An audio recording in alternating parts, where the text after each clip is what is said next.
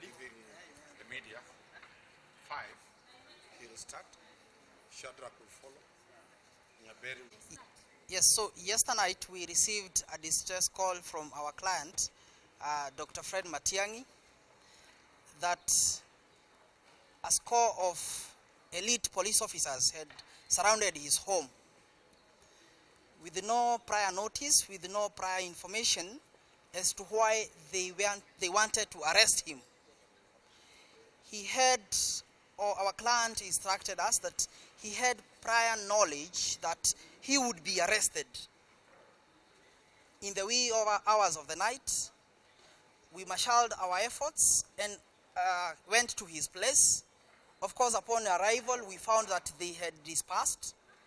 But then we assured him that if there is any offense that ought to have been committed or allegedly committed by him, the law is clear on what ought to happen. So this morning we have moved the court seeking anticipatory bail. All of us know Dr. Fred Matiang'i. He served in the previous regime as the CS for Interior, and we know his stand and position, and as well we know where his heart is with reference to duty. So our client is so much anxious. He has full anxiety together with his family as to what may happen next. This government has promised to follow the due process. The due process ought to be, if anyone is alleged or presumed to have committed any offense, there is presumably a requirement for notice to be served upon them and information extracted from them. Unfortunately, what we experienced yesterday night, is that threats officers are being sent to our client's premises without prior notice, without prior information, with immense chances of him being arrested. So we are seeking the protection of the court and the rule of law. The Constitution is clear that it protects every citizen, whether having served, serving, or to serve in the governments to come. Our expectation is that the law is above all the government agencies, all the government institutions, and as thus, every person should be treated equally before the eyes of the law, without victimization, without harassment, as a result of personal, individual, political, and social attributes or social opinions. So that's all for today. We have sought the protection of the court, and we seek to see our country being guided by the constitutional, being a constitutional democracy we purport to be. Thank you. Now, as it has been put well to you, we have since filed an anticipatory bail application, which essentially seeks to persuade the court to give us some temporary reliefs to ensure that we do not embarrass or rather cause the unlawful arrest of a senior citizen in the name of Dr. Fred Matiang'i. Now, one thing that we must be reminded as Kenyans is that the events that happened yesterday, the attempted arrest of Dr. Fred Matiang'i, the former CS of the Interior, is a constant reminder to all of us of why we should be keen on protecting our current constitutional dispensation. You will recall that the current constitutional dispensation that we enjoy right now, the 2010 Constitution, is a fruit of what transpired previously. Regimes that were known to be arresting people at night, to be detaining people, and sometimes even killing people without any iota of evidence or without the sanctions of the court of law. So what has transpired essentially is that we seek in the interim that let justice reign. Inasmuch as probably there will be something that it's purported to have been done by Dr. Fred Matiang'i, let him be given every civil right that is entitled to any citizen in this country. We cannot allow, since some people feel that during his regime, they suffered some pain, they suffered some strain due to his actions or inaction, whichever they are, that they should now treat him as they think outside the boundaries that have been set by law.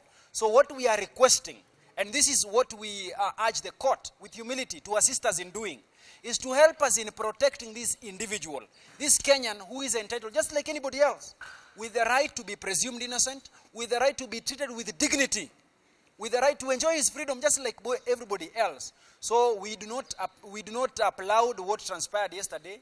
The purported threat to his freedom, which is guaranteed under the Constitution, is something that we look very down upon, and we urge the current government to move with caution, move with circumspection, so that even the current CSs that are serving do not live with fear that once their time ends in office, that they shall be accosted by the regimes to come. So I think it is not only good for Matiang'i, but it is good for the country even moving forward, so that whoever gets the opportunity of serving us in whichever capacity it is will do so knowing too well that ultimately after their term of service has expired or has ended, that they shall not be accosted, they shall not be treated with indignity. Their family shall not be suffering the anxiety of having one of their loved ones who once was a hero to all of us, getting the treatment that Dr. Matiang'i is afraid of receiving. So we hope that, he shall not be embarrassed, that the government shall retreat, the government shall rethink, the government shall use the think tanks that it has to rethink its steps and move as the Constitution so requires. Thank you. It's very unusual for me to address the press or the fourth estate from the courthouse. And as you know that I'm one of the opposition leaders after Raila Amolo Odinga. And since he's not here, I will also speak on his behalf. And I'm sure that what I will speak today will be acceptable to him. I and Raila have been jailed before. I've been in detention. I've been outside this country for over 30 years in exile as a result of political vintages during that particular time. And I came back home to fight and restore democracy, which we are still fighting, and the cause is still going on. But as a practitioner of law in the United States and also in the United Kingdom, there is what we call reasonable suspicion. Article 1 of the US Constitution talks of freedoms, fundamental freedoms. Article 4 of the US Constitution, 5 and 6, talks of the rights of the accused person. The rights of the accused persons before the accused person becomes accused and after the accused person has been arraigned before the courts. Now, what is happening today is a reminder of what happened during Moi's regime, where a cocktail of very few leaders who all suffered after Moi was gone did what is happening today. And let me remind Ruto's government that you are not indispensable.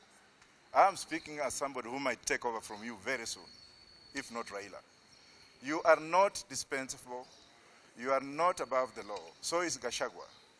This issue of roadside statements, this issue of making people live in fear, I've made my statement and I've said so. And I should also take courage and encourage my brother Omari.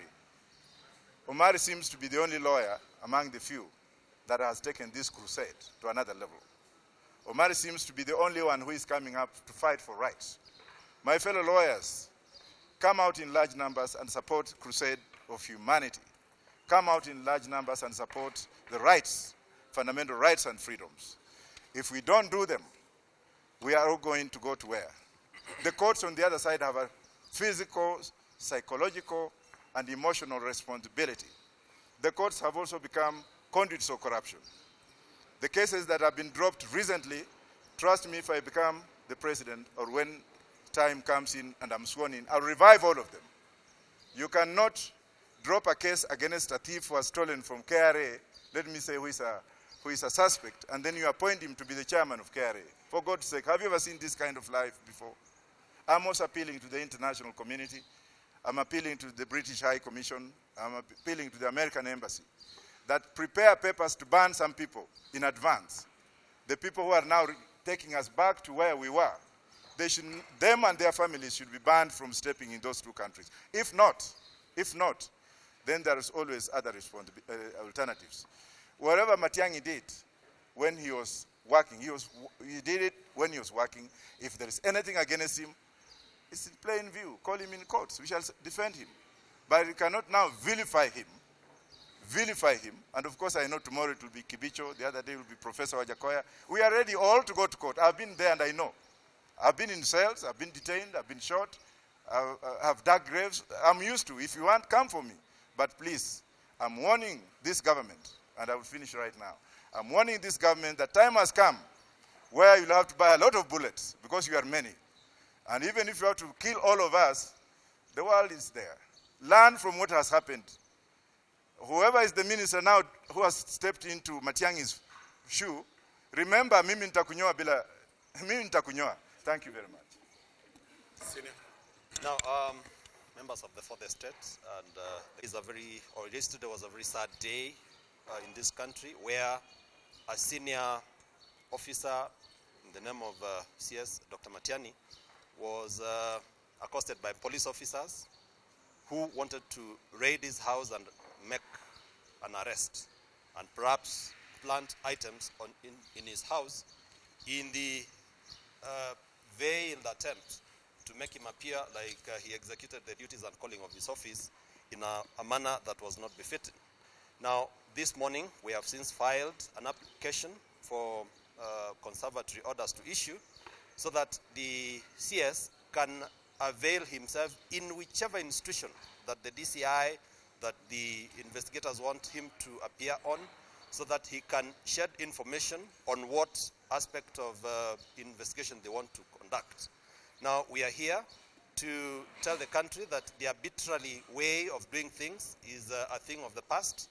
This is something we buried in 2010 after the promulgation of the new constitution, where everybody is under the law and under the guidance that the law gives. So what we are saying is that the attempted arrest of the CS was a witch hunt, was in bad faith, and in any event, due process ought to be followed. There were no summons, there were no warrants to conduct a search at his place. Neither was he ever called to any institution to render any information that he knows which came into his possession while executing the duties and calling of his office. So we are here waiting for the court to make directions, because we are also anticipating that the court is going to agree with us that the arbitrary way that the state or the agencies that presented their officers at the CS home in Karen last night is not what this country expects and going forward. We must stamp authority, we must all be guided by the law, and we must all have the protection of the law that we defend. It is not available for anybody to twist any officer, especially an officer who has served in high-ranking positions in government, to that kind of ridicule that they were presenting him onto last night. So, members of the estate, for the estate, we appreciate your effort, because if it was not for your quick action by coming to that place and breaking the news that the CS was under threat of arrest, imminent threat of arrest, that could have gone, and the officers could have effected their actions where they could have presented a ridicule on the person of CS Matiang'i. Otherwise, we're waiting for the judge finishes up his call over.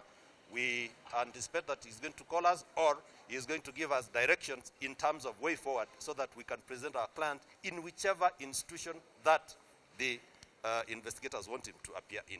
Because we have either Ruaraka land matter, it is either about allocation of land, which land, land we know, as we know it, has reference numbers. Now, when there is an allegation that there is a hiving out of land worth of about maybe 700 acres, and he has given it to some particular community members or people, it is just something that is hot air, as I can say.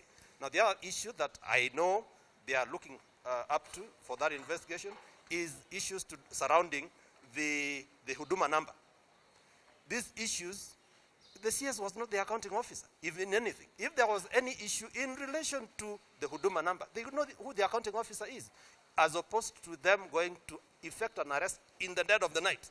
It is not available, and that is why we are saying, let the law take its course. So we shall be informing you in due course what the court has said, so that the country knows that we have a system, and a working system at that. Thank you so much. Our client, the CS, former CS for Interior, summoned us. with a distress call. We managed to assemble a team of over 200 lawyers. We went to his residence at Karen and found out strange-looking people after the CS. The people could not identify themselves in terms of their identification. The people could not identify themselves in terms of any uniform. The people could not identify the document called a search warrant or a warrant of arrest against the CS or breaking in order.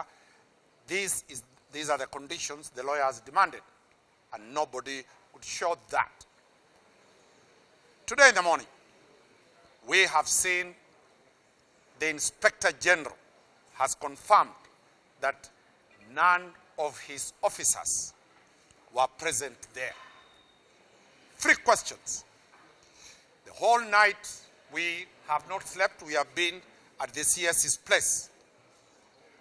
Why hasn't any police officer come to confirm what is happening with the CS?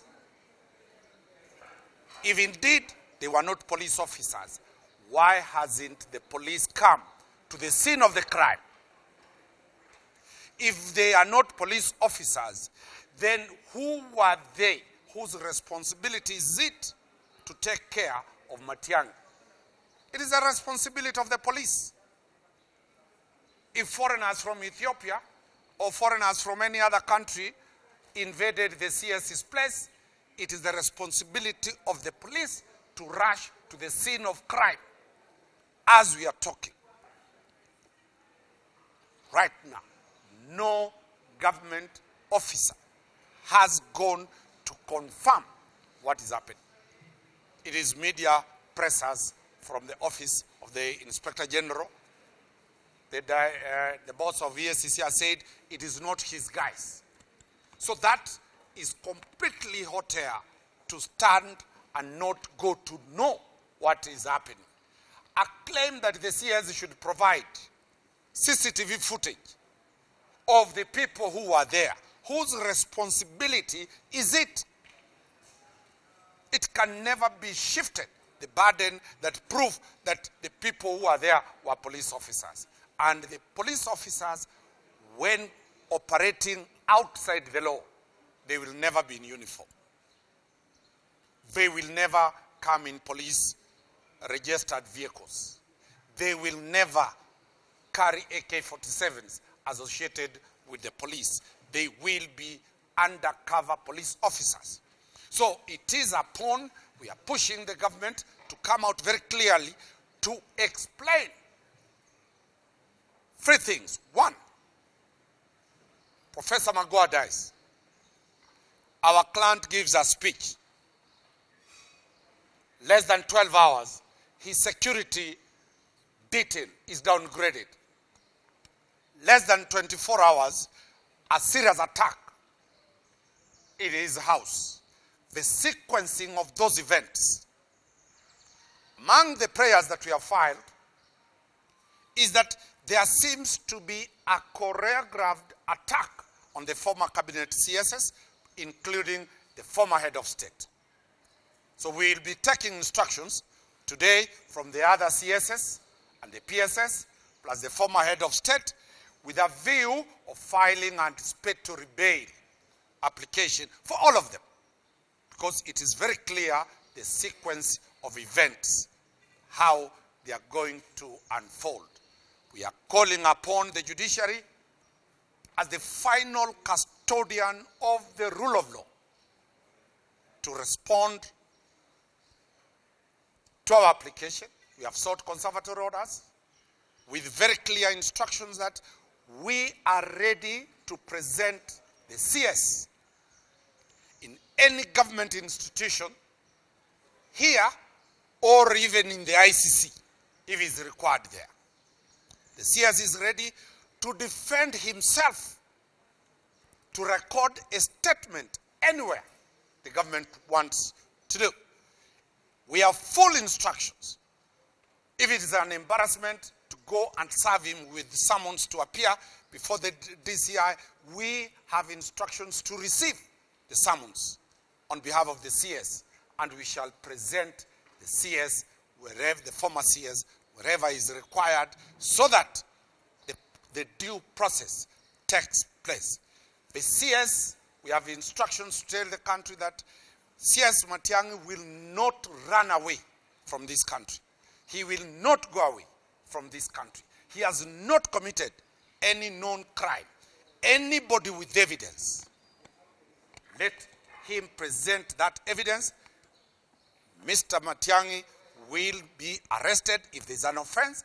He will stand before a competent court of law. He has enough advocates to defend him. He himself can defend himself. So let it not appear that CS Matiang'i is in any mood trying to appear that he's above the law.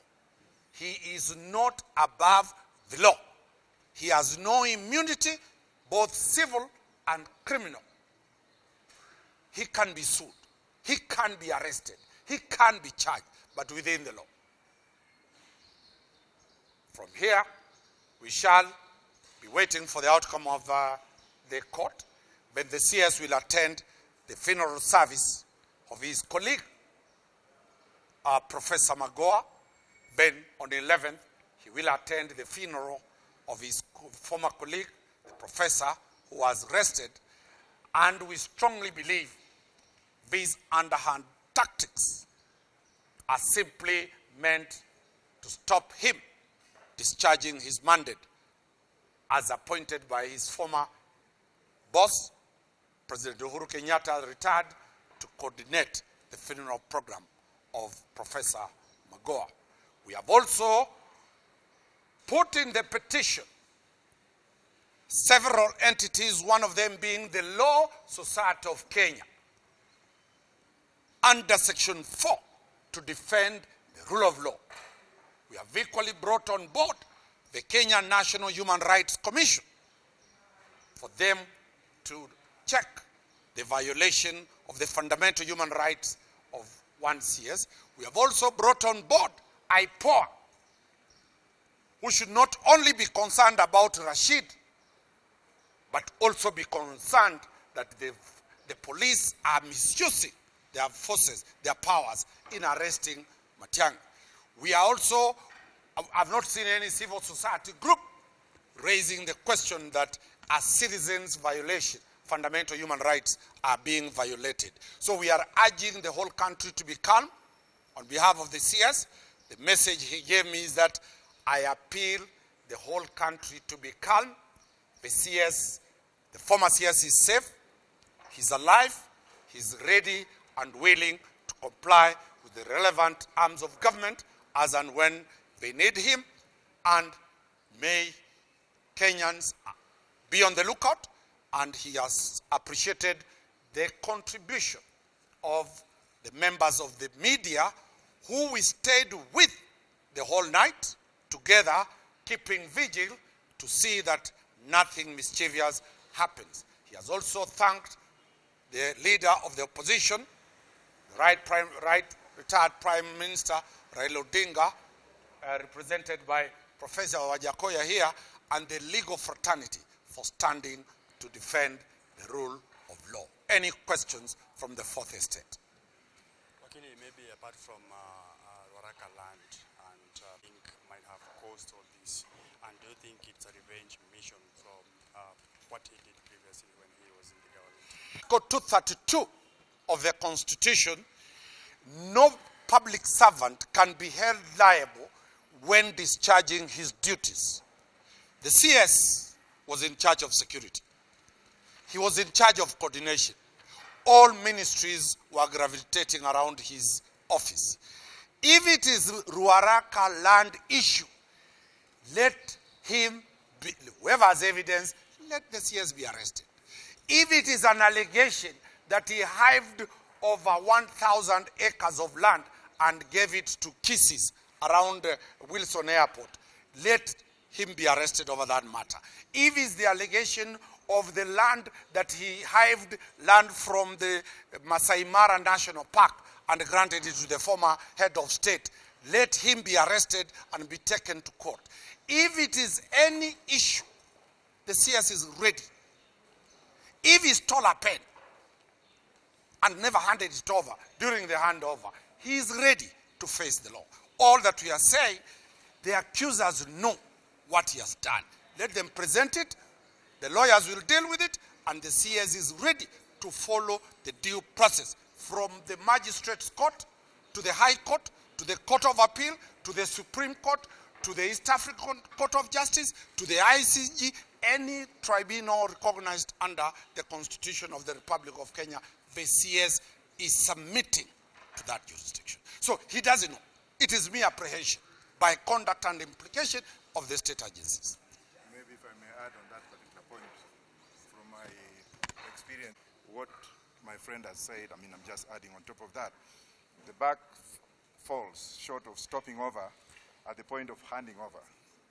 When the minister hands over to the other minister, it is that when the minister hands over, or when an official, government official hands over to another government official, there is that gap. In the US, it takes about 2 months to make sure that everything is clean. If the government of Kenya had any issue with Matiang'i at that particular time, there could be notations in the handing over notes that A, B, C, D has not been handed over properly.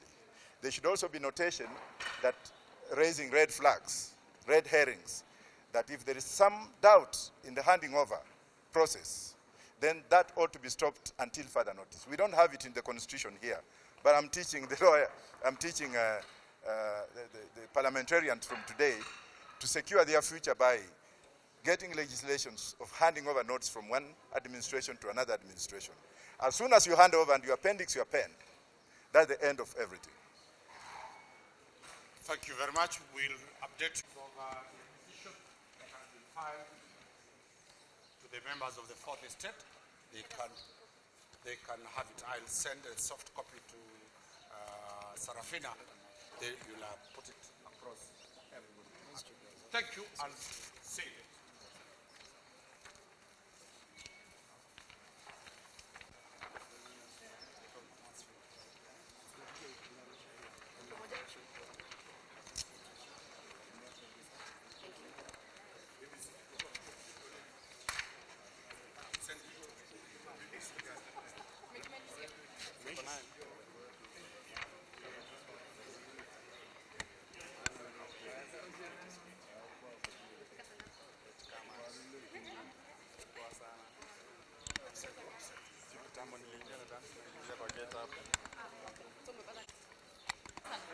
Ukiingia Mashari alikuwa ameongea na nani na Shadrack.